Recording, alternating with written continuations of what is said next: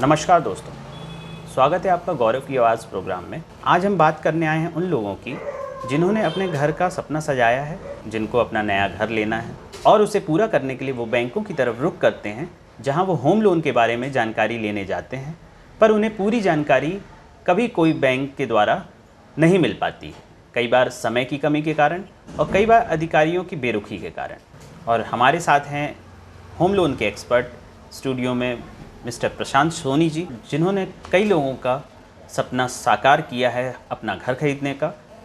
पिछले 15 वर्षों से वो सेवा देते आ रहे हैं बैंकों में और होम लोन का सपना लोगों का साकार करते आ रहे हैं। और आइए जानते हैं होम लोन लेते समय किन बातों का हमें ध्यान रखना चाहिए, किन बारीकियों को हमें देखना चाहिए, कौन सी ऐसी गलतियां हैं जो हमें नहीं करनी चाहिए। नमस्कार सर, हमारे प्रोग्राम में सर हम अपने दर्शकों के लिए जानना चाहते हैं कि जब कोई होम लोन के लिए जाता है तो उसमें हमें क्या क्या डॉक्यूमेंट्स की रिक्वायरमेंट रहती है। सर बेसिकली यदि कोई कस्टमर हमारे पास लोन के लिए आवेदन लेके आता है, जनरली कैटेगराइज कस्टमर होते हैं।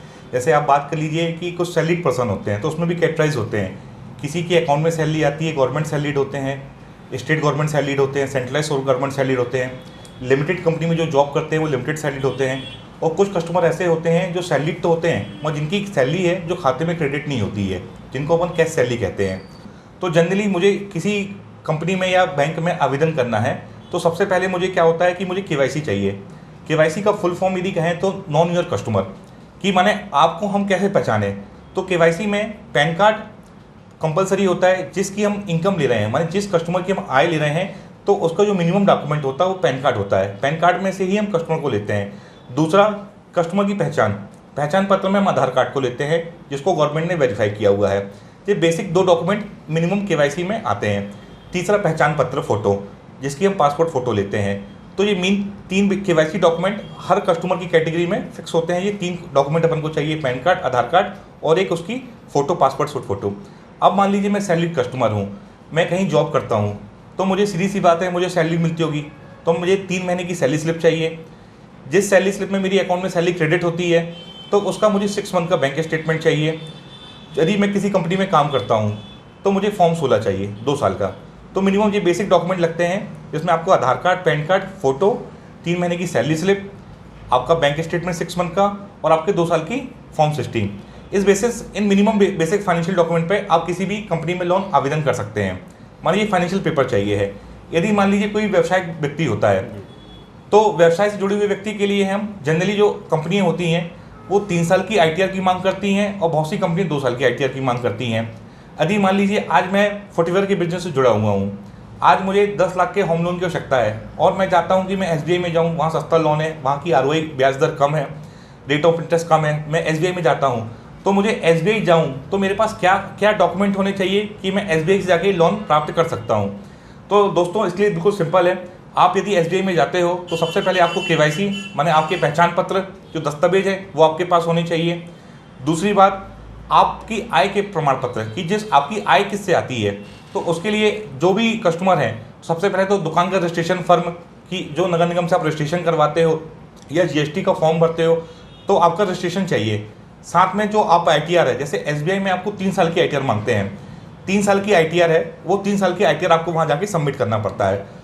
कुछ दुकानदारों में यह होता है कि फाइनेंशियल नॉलेज कम होता है, तो कारण क्या होता है कि वो आईटीआर तो वहाँ जमा करते हैं, उसके बाद भी उनको लोन प्राप्त नहीं हो पाता है। तो फिर वो सोचते हैं कि यार मेरे पास तो सारे डॉक्यूमेंट्स हैं, सारे दस्तावेज थे मेरे पास में, मेरे पास मेरा आधार कार्ड था, पैन कार्ड था, जो केवाईसी थी मैंने पूर्ण की, जो आय के डॉक्यूमेंट मैंने मांगे हुए थे, 1 साल का बैंक स्टेटमेंट और आईटीआर मैंने वो भी सबमिट किया, उसके बाद भी मुझे रिजेक्शन क्यों हुआ। तो सर इसमें 2 फैक्टर होते हैं। एक तो सिविल स्कोर का फैक्टर होता है, सबसे पहली बात कि सिविल स्कोर आपका क्या है, जो आपकी हिस्ट्री कहते हैं। यदि आप बैंक में देखेंगे तो ऐड आता है कि भाई सिविल स्कोर आपका क्या है, सिविल स्कोर पे डिपेंड करता है लोन। दूसरा होता है कि आपने जो फाइनेंशियल पेपर हमारे यहाँ सबमिट किए हुए हैं वो किस टाइप के फाइनेंशियल पेपर हैं, उस फाइनेंशियल पेपर पे हम दे सकते नहीं सकते हैं। आज मान लीजिए मैंने 10 लाख के लोन के लिए अप्लाई किया हुआ है, तो मिनिमम आय जो होती है वो 3.5 से 4 लाख रुपए के बीच में आईटीआर में होनी चाहिए। दूसरी बात, जो हमारे कस्टमर हैं वो मैक्सिमम ध्यान देते नहीं है कि जो आईटीआर फिल करते हैं या आईटीआर वकीलों के द्वारा या टैक्स कंटेस्टेंट द्वारा भरवाई जाती है, आईटीआर जमा की जाती है, तो आईटीआर में जो बैंक को रिक्वायरमेंट होती है वो मिनिमम 6 मंथ की गैप की रिक्वायरमेंट होती है। यदि मुझे एसबीआई में आवेदन करना है या LIC में जाके आवेदन करना है तो मुझे 18, 19, 19, 20, 20, 21 की 3 ITR की कॉपी वहाँ जाके सबमिट करना पड़ेगा। सर आपने पूरी जानकारियाँ दी, लेकिन इसमें जो प्रॉपर्टीज़ के लिए प्रॉपर्टी का पेपर चाहिए है, जो डॉक्यूमेंट रिक्वायरमेंट बैंक चाहती है, और उनके बारे में थोड़ा सा आप मुझे बताएं। सर आपने बहुत सही क्वेश्चन पूछा, क्योंकि बहुत से लोग क्या होते हैं कि होम लोन के लिए आवेदन करते हैं तो उनको दस्तावेजों की जानकारी नहीं होती कि प्रॉपर्टी संबंधित क्या दस्तावेज जमा करने पे बैंक से हमें लोन उपलब्ध हो पाएगा कि नहीं हो पाएगा। तो सर जैसे ही मैं आपको बताना चाहूँ, यदि मैं किसी बैंक में होम लोन के लिए अप्लाई करता हूँ तो सबसे पहले तो मुझे एक विक्रय अनुबंध पत्र होता है जो मेरे सेलर और बायर के बीच में मुझे करवाना पड़ता है, जिसमें अनुबंध पत्र में कुछ शर्तें लिखी होती हैं, जैसे पेमेंट की डिटेल होती है कि मैं मकान यदि 20 लाख में परचेज कर रहा हूँ तो मैंने 4 लाख रुपए की पेमेंट यदि की हुई है और 16 लाख रुपए का मैं लोन फाइनेंस करवाना चाहता हूँ, तो उसमें टर्म एंड कंडीशन पूरी फुलफिल होती है कि मैं इस प्रॉपर्टी का मकान खरीदना चाहता हूँ, इतने में मेरा एग्रीमेंट हुआ है, इतना पेमेंट मुझे उनको अभी बैंक के द्वारा फाइनेंस करना है, और बाकी कंडीशन उसमें सब मेंशन सब उसमें की जाती हैं। अभी जिस सेलर से हम खरीद रहे हैं मकान, बायर जो हमारा खरीद रहा है, जिससे मकान खरीद रहे हैं सेलर से, तो उसकी हमें रजिस्ट्री चाहिए पड़ेगी। तो उसमें हम देखते हैं कि भाई यदि मान लो मेरे बायर ने रजिस्ट्री जिससे खरीदी हुई है तो वो रजिस्ट्री जो है वो मेरे पास मूल प्रति आएगी कि उसकी फोटोकॉपी आएगी, जो मेरे पास हिस्सा आ रहा है वो पूरा हिस्सा आ रहा है कि पार्ट डिवाइडेड प्रॉपर्टी आ रही है। उसके बाद यदि जो मेरे सेलर है ए प्रॉपर्टी है, यदि मैं कैटेगरी करूँ कि मेरा ए सेलर है, उसने मुझे प्रॉपर्टी बेच रही है, अब उसने किससे प्रॉपर्टी खरीदी थी तो उसकी भी रजिस्ट्री यदि खरीदी हुई है तो उसकी रजिस्ट्री की अपन को डिमांड करते हैं। तो माने सर एक लिंक डीड होती है, जिसे अपन कहते हैं लिंक चैन। हर बैंकों में क्या होता है सर, अलग अलग डिमांड होती है। जैसे NBFC कंपनी की मैं बात की जाए तो यहाँ पर जो प्रॉपर्टी की सर्च, जैसे अपन कहते हैं जो वकील के द्वारा सर्च की जाती है, तो 13 सर्च की सर्च की जाती है वकील के द्वारा कि मान लो आज मैं 2020 में बैठा हूँ, 2021 में बैठा हूँ, तो 2005 या 6 या 4 तक उस प्रॉपर्टी का ऑनर कौन था, माने उसका संपत्ति का मालिक कौन था, तो वहाँ तक की हम लोग सर्च रिपोर्ट करते हैं। तो वो 13 साल के बीच में जो भी दस्तावेज आते हैं तो वो बैंक उसको रिक्वायरमेंट करती है। यदि आप सरकारी बैंक की बात करते हैं तो वहाँ 30 वर्षों की सर्च होती है। ये बहुत मेजर डिफरेंस होता है जो किसी को पता नहीं होता है। तो वहाँ पर 30 वर्षों तक का स्वामित्व का मालिक देखा जाता है कि वो संपत्ति का मालिक 30 वर्षों तक कौन था, उसका रिकॉर्ड अपन वकील के द्वारा सर्च किया जाता है। सर दूसरी समस्या आती है कि जिस संपत्ति को आप खरीद रहे हो तो सबसे पहले आप सर कलेक्टर में जाकर उसको चेक करवा लो ऑनलाइन के थ्रू, या आप उसको सर्टिफाइड कॉपी निकाल सकते हो कि जिससे आप संपत्ति खरीद रहे हो वो संपत्ति उसका मालिक उसका नाम पे दर्ज है कि नहीं खसरे में। यदि मान लीजिए आपने संपत्ति का सौदा कर लिया या अनुबंध विक्रय पत्र कर लिया और कल जाके आपको पता चलता है कि वो संपत्ति तो उसके नाम पे दर्ज ही नहीं जिसको आप परचेस करना चाहते थे, तो इसमें आप फर्जी या फौजरी का शिकार हो सकते हैं, जो अभी धोखाधड़ी मार्केट में चल रही है कि संपत्ति मेरे नाम पे नहीं है। दूसरी बात, आप कार्यालय में जाके सबसे पहले दस्तावेज जांच करवाइए कि वो जो भूमि आप परचेज कर रहे हो वो कहीं सीलिंग से प्रभावित तो नहीं है, कहीं ग्रीनलैंड में तो नहीं आती है। सर मैं भी देखा गया हुआ है, जैसे अभी मैं आपको सैनिक सोसाइटी की बात आपको बताऊं उदाहरण के तौर पे, तो वहाँ की कुछ भूमि है जो गवर्नमेंट के द्वारा उस रकबे को, उस जमीन को ग्रीनलैंड में घोषित कर दिया है। ग्रीनलैंड की जमीन में आप ना खरीद सकते हो, ना उसको बेच सकते हो, ना ही उसमें आप किसी प्रकार का निर्माण करवा सकते हो। तो ऐसी स्थिति में क्या होता है कि सर खसरे से ही आपको या राजस्व से जो रिकॉर्ड होता है उससे ही आपको पता चलेगा कि संपत्ति है वो किस रकबे में आती है और किस मत में आती है। मत की बात माने उसका जो पर्पस है, जो लैंड है, उसका लैंड यूज क्या है। यदि मान लो आपने जानकारी प्राप्त नहीं की और आपने विक्रय अनुबंध प्राप्त करवा लिया, यदि आपकी जमीन जो आप रकबा परचेस कर रहे हो या जमीन परचेस कर रहे हो वो सीलिंग में आती है तो आप इसका शिकार हो जाओगे, वो आपकी जमीन कोई मतलब नहीं आएगा, धोखाधड़ी हो जाओगे। यदि आपका ग्रीन लैंड में आता है तो आपको दिक्कत होगी। तो दस्तावेज जाके आप ऑनलाइन पहले सर्च करें कि उसके नाम पे सहमति है कि नहीं है, सीलिंग से प्रभावित तो नहीं है, ग्रीन लैंड से प्रभावित तो नहीं है। दूसरा होता है डाइवर्सन। यदि आपकी जमीन साफ सुथरी है तो राजस्व अधिकारी उसको डाइवर्टेड करके देता है कि कृषि भूमि से उपयोग वाली भूमि को हमने रहवासी के उपयोग के लिए दी हुई है। तीसरा मैप, और चौथा आता है प्रॉपर्टी टैक्स रिसिप्ट। ये मिनिमम और कुछ डॉक्यूमेंट हैं जो आपके पास उपलब्ध होने चाहिए। उन बेसिस पे आप होम लोन के लिए या व्यापार लोन के लिए, बिजनेस लोन के लिए बैंक में जाके अप्लाई कर सकते हैं। उद्यमों की बात करते हैं तो वो जो पुरुष उद्यमी हैं या महिला उद्यमी हैं, इसमें कोई कुछ फ़र्क होता है जब आप लोन सेंक्शन करवाते हैं या करते हैं?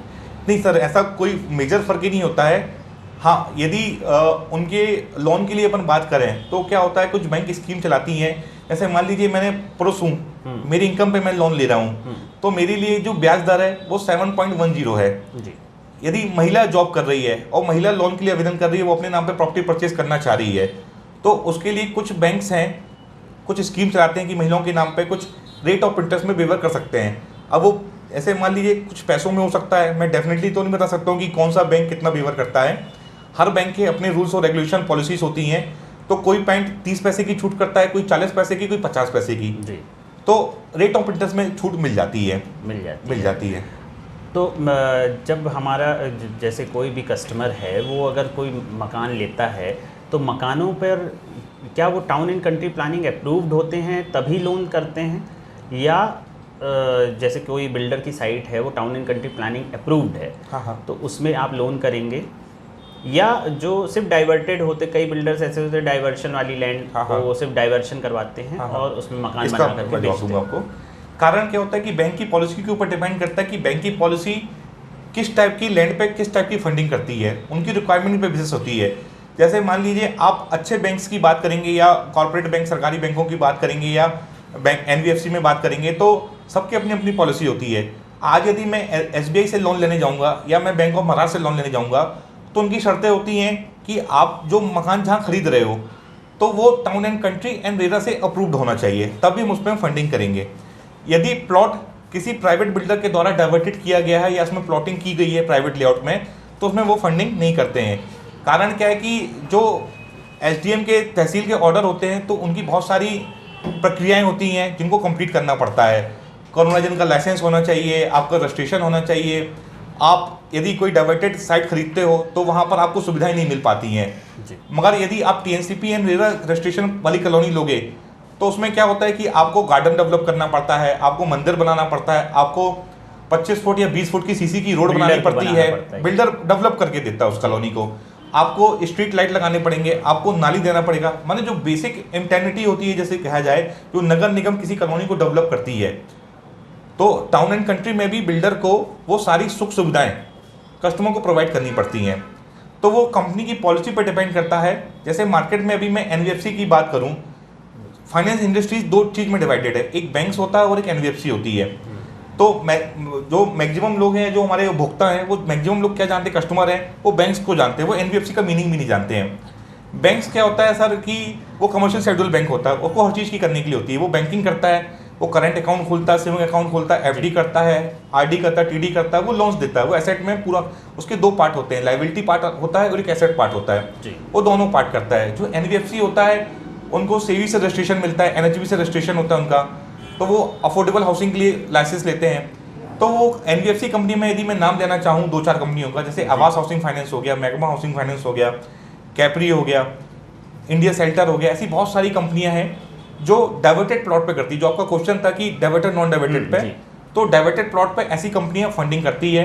जो प्लॉट डाइवर्सन होते हैं, जो बिल्डर या छोटे जो बिल्डर होते हैं, मजोले टाइप के जो होते हैं, जैसे अपन कहते हैं भाषा में, तो वो मजोले बिल्डर को फंडिंग करते हैं। जैसे मानो 1 एकड़ की मैंने साइड ली है, तो 25 से 30 प्लॉट मैंने काटे हुए हैं और मैंने उसका डाइवर्सन करवाया हुआ है। आपका यही क्वेश्चन था कि डाइवर्सन करवाया हुआ है, तो वो प्राइवेट लेआउट बना के उस पर फंडिंग करते हैं। तो इसमें कस्टमर को क्या नुकसान है इंटरेस्ट को लेकर के, या जैसे कस्टमर ने एक NBFC फंड बैंकिंग से लिया, एक जो रेगुलर बैंक्स हैं, जो गवर्नमेंट बैंक्स हैं, उसमें इंटरेस्ट का जो प्रावधान है वो कैसा रहता है? सर, यदि आप बैंक और NBFC में कंपेयर करना चाहेंगे तो इंटरेस्ट को लेके जो आपने बात की हुई है, ब्याज दर को लेके जो आपने बात की हुई है, इसमें ज़मीन आसमान का फ़र्क होता है। कारण क्या है कि सर बैंक जो होती है वो RBI से अधिकृत होती है। अभी जानकारी दी, तो NBFC और बैंकिंग में जो लोग लोन के लिए अप्लाई करते हैं उसमें जो रेट ऑफ इंटरेस्ट है, तो क्या डिफरेंस रहता है रेट ऑफ इंटरेस्ट? सर, यदि आपने ब्याज दर की बात की है तो NBFC और बैंक में ज़मीन आसमान का अंतर होता है। यदि आप पेपर में देखते होंगे या न्यूज़पेपर या गूगल में सर्च करते होंगे तो NBFC का जो रेट होता है, अभी बैंक का जो रेट है होम लोन का, वो 6.49 के करीब है, जो मिनिमम रेट है, जो भी मैंने ताज़ा सर्वे में पढ़ा हुआ था। और जो NBFC का रेट है वो 9.50 से वेरी होके 13 से 14% तक जाता है। वो डॉक्यूमेंट के ऊपर बेसिस होता है कि भाई ये डॉक्यूमेंट आते हैं, यदि मैप अवेलेबल नहीं है तो ये रेट हो जाएगा, डाइवर्सन नहीं है तो ये रेट हो जाएगा। तो जनरली जो रेट होता है वो 9.5 से 13% के बैरियर के बीच में होता है। और जो बैंकों का रेट होता है वो 6.49 से लेके 7.10 तक का है। इस रेट ऑफ इंटरेस्ट में क्या वो ये सुविधा देते हैं कि जो आपके पास पेपर कमी है, NBFC जो है वो, और उसमें बैंकिंग में, इनमें किसी में एक सुविधा रहती है कि ये हमारे पास ये पेपर कमी है तो इसका हम आपको लोन दे सकते हैं? हाँ सर, जैसे आपने बताया है कि जैसे बैंक्स होते हैं वो डॉक्यूमेंट बेसिस पे चलते हैं। यदि उनको सैलरी स्लिप चाहिए है, बैंक स्टेटमेंट चाहिए सैलरी वाले का, तो चाहिए है। यदि इनको किसी बिजनेस व्यापारी का लोन करना है तो 3 साल की ITR की रिक्वायरमेंट होती है। जैसे मैंने भी एक फेस किया है, बैंक ऑफ महाराष्ट्र में मैडम है, तो उन्होंने मुझसे कहा कि सर आप लोग कैसे लोन कर देते हैं बिना ITR के, और हमारे यहाँ तो 3 साल की ITR कंपलसरी, हम तो लोन कर ही नहीं पाते। तो मैंने उनको बताया कि हमारे यहाँ कुछ ऐसे प्रोग्राम्स होते हैं कंपनी में, NBFC में, जैसे एक असेसमेंट करके प्रोग्राम होता है जिसमें हम कस्टमर के इनकम दस्तावेजों को अहमियत ना देके उसके व्यापार को अहमियत देके कि भाई यदि वो 10 साल से व्यवसाय कर रहा है, यदि वो ITR नहीं भर रहा है, इनकम टैक्स रिटर्न नहीं भर रहा है, तो उसके व्यवसाय को मेजर करके या कस्टमर के द्वारा एक क्रेडिट मैनेजर होता है, वो उसकी PD के बेसिस पे, पर्सनल डेस्टिनेशन बेसिस पे उसकी आय निकालता है कि इसकी मासिक आय क्या हो सकती है, उसकी प्रतिदिन की क्या हो सकती है, उस बेसिस पे हम उसको लोन प्रोवाइड करा सकते हैं। तो इन बेसिस पे लोन यदि हम किसी कस्टमर को देते हैं तो उसका रेट ऑफ इंटरेस्ट थोड़ा सा हायर हो जाता है, क्योंकि उसके पास ऐसे डॉक्यूमेंट होते नहीं कि जो गवर्नमेंट बैंक से वो अप्लाई करके लोन ले सके, जिसके लिए वो NBFC का कस्टमर रुख करता है। सही, जो अभी प्रधानमंत्री जो सब्सिडी दे रहे हैं आवास पे, तो क्या ये सब्सिडी के कैसे अप्लाई कर सकते हैं और बैंकिंग से क्या हेल्प हो सकती है? सर जनरली जो अभी PMAY की सब्सिडी स्कीम आई हुई है, जिसमें अपन प्रधानमंत्री आवास योजना सब्सिडी स्कीम कहते हैं या CLSS स्कीम कह सकते हैं, अपन क्रेडिट लिंक सब्सिडी स्कीम अपन कहते हैं इसको जनरली में। तो इसके लिए जो बेसिक आवेदन होता है, इसमें प्रधानमंत्री आवास योजना कंडीशन के थ्रू सबसे पहले आप जो मकान परचेज कर रहे हो वो मकान आपका प्रथम परचेज होना चाहिए, माने पहला मकान होना चाहिए, माने आप जो भी मकान खरीद रहे हो तो वो आपका पहला मकान होना चाहिए। इसके पहले आपके नाम पे किसी भी प्रकार की कोई भी संपत्ति आपके नाम पे दर्ज ना हो। दूसरी चीज़, आप यदि बैंक में अप्लाई करते हो उस लोन के लिए और आपको सब्सिडी चाहिए है, तो जो आप रजिस्ट्री निष्पादन करेंगी जिस रजिस्ट्री का, तो उसमें महिला का नाम अवश्य जरूरी ऐड होना जरूरी चाहिए। जैसे मान लीजिए आज मैं लोन खरीदना चाहता हूँ, मेरी इनकम है, बहुत से लोग को ये डिफरेंस होता है कि यार मेरी इनकम है और मुझे सब्सिडी कैसे मिलेगी, मेरी वाइफ की इनकम तो है नहीं। जनरली लोगों को ये कंफ्यूजन होता है, ऐसा कुछ नहीं है। इनकम हम एप्लीकेंट के ले सकते हैं, मगर कोप्लिकेंट में जो सह आवेदक होता है उसमें वाइफ का या किसी लेडीज़ का होना जरूरी है। अब मान लीजिए मैं अविवाहित हूँ, मेरी कोई शादी नहीं हुई, तो मैं कैसे सब्सिडी करूँ? तो मैं उस सब्सिडी के लिए अपनी माँ को ले सकता हूँ, माँ को एज अ सह आवेदक बना सकता हूँ, और उसको रजिस्ट्री जब मैं करवाऊंगा तो उसमें माँ का नाम संयुक्त रूप से उसमें जुड़ा होना चाहिए। तीसरी चीज़ सर इसमें यह है कि बहुत से लोग ये सोचते हैं कि यार सब्सिडी के लिए मैंने दोनों फॉर्मेलिटी कंप्लीट कर ली, मेरा प्रथम घर भी है। दूसरी बात, आपने ये कहा था कि फीमेल कोप्लिकेंट को आपको ऐड करना पड़ेगा रजिस्ट्री के लिए, लोन में स्ट्रक्चर में लेना पड़ेगा, तब भी मेरी सब्सिडी क्यों नहीं आ रही है?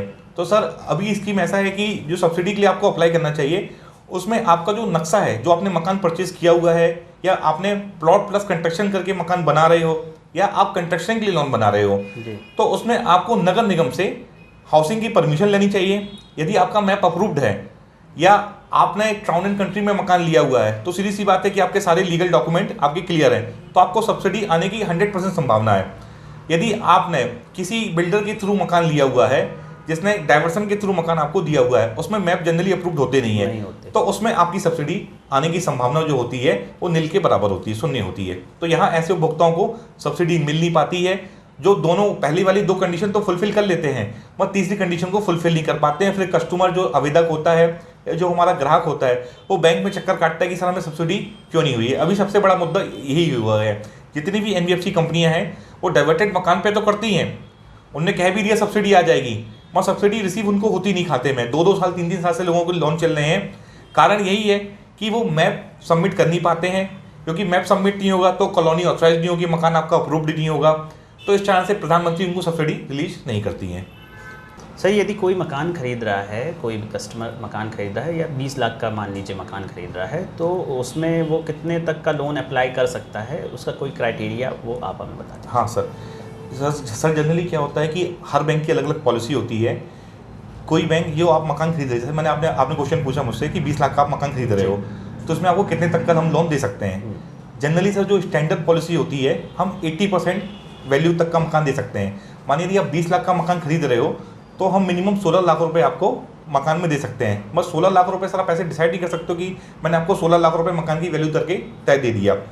इसके लिए फिर प्रोसीजर इनकम पे फॉलो होती है कि 20 लाख का आप यदि मकान खरीद रहे हो तो as per agreement, as per valuation तो हम आपको 16 लाख रुपए दे सकते हैं, मगर आपकी इनकम उस 16 लाख रुपए के लोन की सपोर्ट करती है कि नहीं करती है।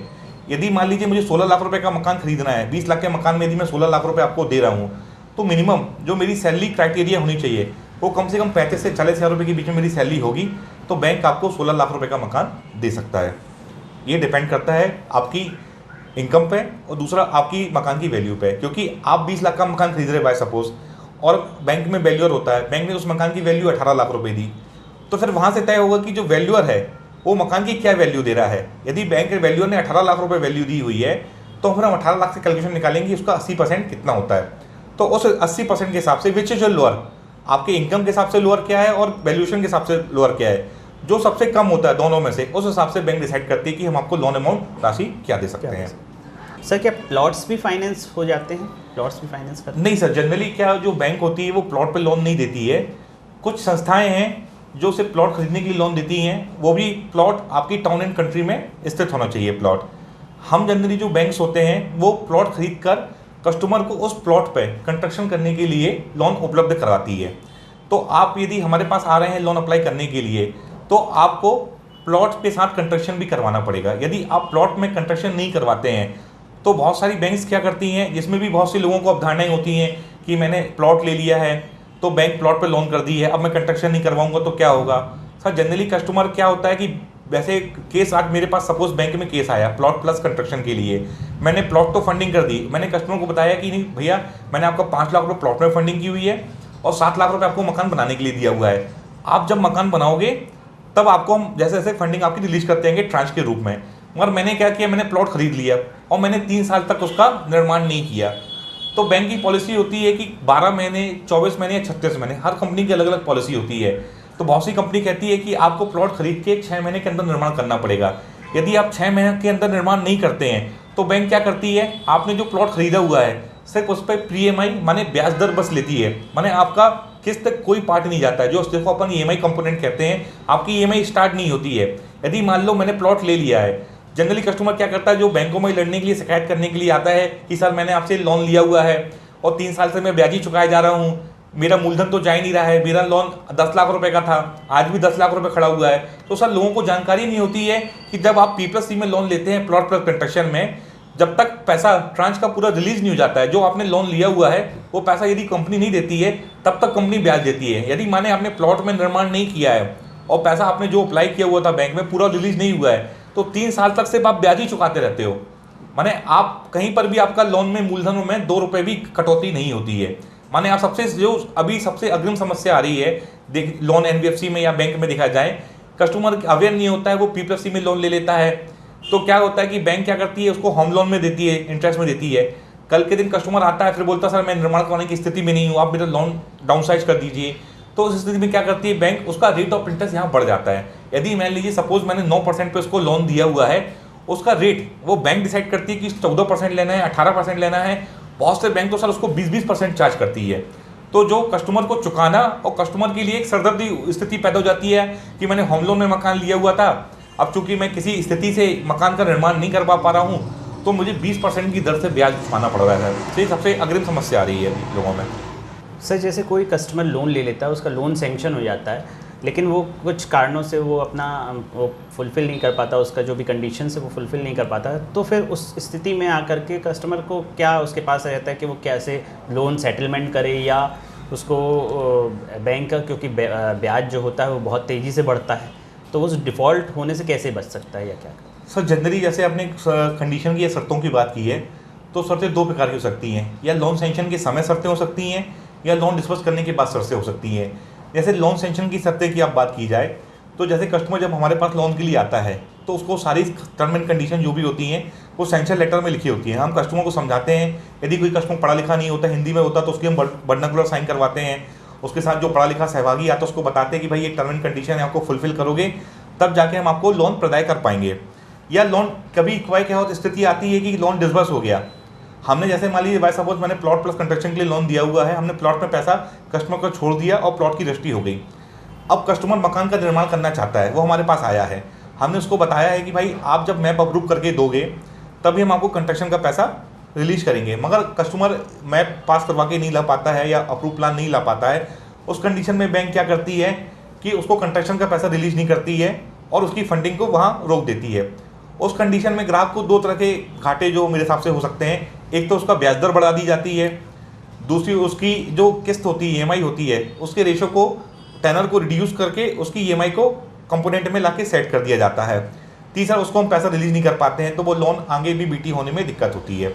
तो ये निम्न सावधानियों को कस्टमर को ध्यान रखना चाहिए कि आप कहीं भी किसी भी बैंक से लोन अप्रूव करवा रहे हैं या कहीं मकान परचेज कर रहे हैं, तो जो बैंक की टर्म एंड कंडीशन है यदि आप उसको फुलफिल कर पाते हैं तो ही आप आगे प्रैक्टिकली आगे बढ़े, उस लोन में आवेदन करें। आप पहले पूछ लें बैंक से कि भाई आप मैप के बिना करते हैं कि नहीं करते लोन, क्योंकि बहुत सारे बैंक ऐसे होते हैं सर जो बिना मैप के भी लोन कस्टमर को अवेल करवाते हैं, और बहुत सारे बैंक जो होते हैं जिनको मैप एंड परमिशन दोनों चाहिए। तो आप पहले ही आप किसी बैंक में संपर्क कर लें, जाके पता कर लें, जिसमें आप आगे डिफॉल्ट होने की स्थिति में ना आए, कि आपका लोन कहीं डिफॉल्ट ना हो जाए, आपका लोन यदि आप लेते हैं सैंक्शन डिसबर्स होता है तो आप किसी संक्षिप्त में आगे स्थिति में ना फंस जाएं। क्योंकि सर क्या होता है, कस्टमर को चीज़ें तो सब बैंक बताती है, टर्म एंड कंडीशन सब कुछ बताती है, उसके बाद भी कस्टमर उसको बोलता है कि हाँ ठीक है देख लेंगे, हल्के में ले लेता है, और उसके बाद वो डॉक्यूमेंटेशन है, जो दस्तावेज है, वो कस्टमर बैंक को प्रोवाइड या प्रदाय नहीं करवा पाता, जिसके कारण क्या होता है कस्टमर को बहुत सारी परिस्थितियों के सामना करना पड़ता है। जैसे मैंने आपको अवगत कराया है कि उसका ब्याज दर बढ़ जाता है, उसका रेट ऑफ इंटरेस्ट बढ़ जाता है, और उसको आगे मिलने वाली फंडिंग से भी वो वंचित रह जाता है, जिससे उसको बहुत आगे प्रभाव पड़ता है। जी सर, जैसे कस्टमर्स का अभी जो कोरोना के काल में इस समय लोगों का व्यापार बहुत अच्छा नहीं चल रहा है या बहुत कमज़ोर है, तो ऐसी स्थिति में वो अपने बैंकों की किस्तें नहीं चुका पा रहे हैं, होम लोन ले रखा है पर सुचारू रूप से उसको सही तरह से किस्तें नहीं दे पा रहे हैं, तो ऐसी स्थिति में क्या करना चाहिए और बैंकों ने किस तरह से सहायता की है कस्टमर की?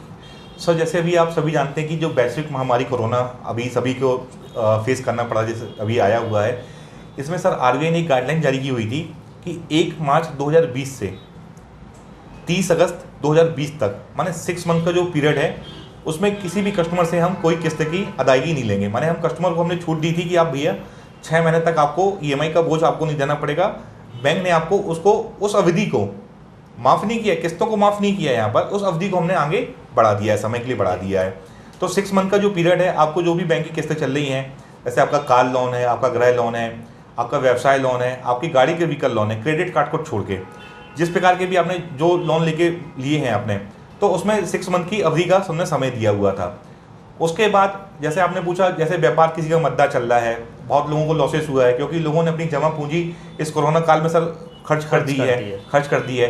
तो सर बैंकों ने क्या किया हुआ है, ऊपर से व्यवसाय को बढ़ाने के लिए लोगों को 2 लाख रुपए तक की सहायता दी है, किसी बैंक ने 5 लाख तक की सहायता दी है, जिसमें वो अपने व्यवसाय को बढ़ा के आगे बढ़ाए और उसी व्यवसाय से वो हमारी ईएमआई को सुचारू रूप से चालू कर सके।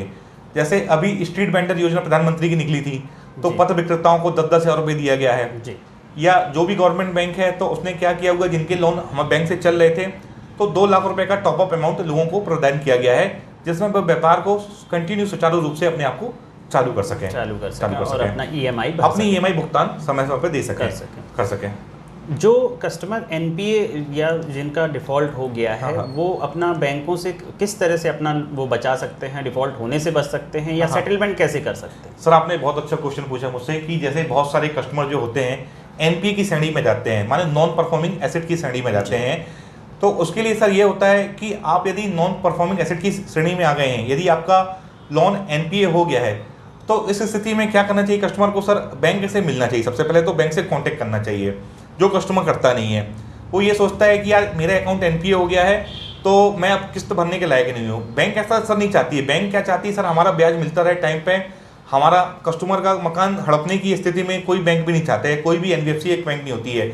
हम चाहते हैं कि कस्टमर का मकान कस्टमर का ही रहे, वो हमारा लोन चलाए। तो उस स्थिति में सर कस्टमर को क्या करना चाहिए, बैंक से मिले, वहाँ अपने लोन रिस्ट्रक्चर की बात कर सकते हैं। यदि मान लीजिए मेरा लोन चल रहा है और आज एनपीए हो गया है, मुझे 12 किस्तें बैंक की अदायगी करनी है, तो उस स्थिति में बैंक से जाके मिल के बोल सकता है कि सर मैं अभी 6 किस्तों का भुगतान तत्काल में कर सकता हूँ, बाकी 6 किस्तों का भुगतान मैं आप मुझे छूट दीजिए, या छूट ना देके मेरे लोन को रिस्ट्रक्चर कर दीजिए। तो सर बैंक के पास या संस्थाओं के पास में सावधान होता है कि जो लोन को रिस्ट्रक्चर कर देते हैं, जैसे ईएमआई कुछ साल बढ़ा देते हैं कस्टमर के एनपीए खाते को रोकने के लिए है। यदि मैंने 240 अवधि का लोन लिया हुआ है माह का, तो मैं उसको 260 माह अवधि का लोन कर दूंगा। उसको रिस्ट्रक्चर जैसे कहते हैं, अपन लोन को रीशेड्यूल या रिस्ट्रक्चर करके उसकी खाते को एनपीए होने से मैं बचा सकता हूँ। यदि सर कोई खाता या प्रॉपर्टी एनपीए हो जाती है, तो उस संबंध में फिर क्या करता है, कोर्ट जो होता है उसके ऊपर, जो बैंक है उसके ऊपर एक आदेश, कोर्ट का आदेश जारी कर देती है, जिसमें सरफेसी एक्ट अपन के कहते हैं। बहुत से लोग इस वर्ड से अवगत नहीं होंगे एक सरफेसी करके होता है वर्ड में, तो उसमें क्या होता है, जो बंधक में सरल भाषा में समझाना चाहूँगा कि यदि आप प्रॉपर्टी को बैंक में बंधक रखते हो, तो यदि आपका खाता एनपीए श्रेणी में आ जाता है तो क्या करती है बैंक, कोर्ट का दरवाजा खटखटाती है कि भाई ये खाता हमारा एनपीए हो गया है, अब इसको हमें सरफेसी एक्ट के थ्रू या बंधक के थ्रू, जो मॉर्गेज एक्ट होता है उसमें थ्रू हमें इसको प्रॉपर्टी को सेल आउट करना है। तो कोर्ट एक आदेश जारी करता है, इसे एडमनेट कहते हैं। तो कोर्ट 3 महीने की अवधि देती है कि भाई 3 महीने की अवधि के अंदर यदि आप बैंक का सेटलमेंट कर सकते हो तो ठीक है, ना तो कोर्ट की कार्रवाई के थ्रू उस बैंक को कब्जा बैंक को दिला दिया जाता है। इस केस में सर कस्टमर को नुकसान हो सकता है। जैसे मान लीजिए मेरी 50 लाख की प्रॉपर्टी, मैंने 20 लाख का लोन लिया हुआ है, तो बैंक तो सर अपने हिसाब से बेचेगी कि किस स्थिति में प्रॉपर्टी जाती है। तो मैं जितने भी उपभोक्ता हैं, मैं यही कहना चाहूँगा कि आप कोर्ट की कार्रवाई ना होते हुए आप बैंक से संपर्क करें। बैंक आपका सहायता कुछ लोन माफ़ कर सकती है, आपको छूट दे सकती है। यदि आपका कुछ ज़्यादा ब्याज बढ़ गया है, आपकी कुछ किस्तें बाउंस हो गई हैं, जो भी आपका किसी प्रकार का कर लगाया जा रहा है, तो उसमें आपको बैंक मोहलत भी दे सकती है समय पे, और आपको छूट प्रदान कर सकती है, और आपके खाते को एमपी श्रेणी से आने से लोन को रिस्ट्रक्चर या छूट देने से रोका जा सकता है। तो इसलिए आपको बैंक से संपर्क करना चाहिए। सर बहुत बहुत धन्यवाद आपका, नमस्कार। हमारे गौरव की आवाज़ में प्रोग्राम में आने के लिए और इतनी महत्वपूर्ण जानकारी हम सबको प्रदान करने के लिए।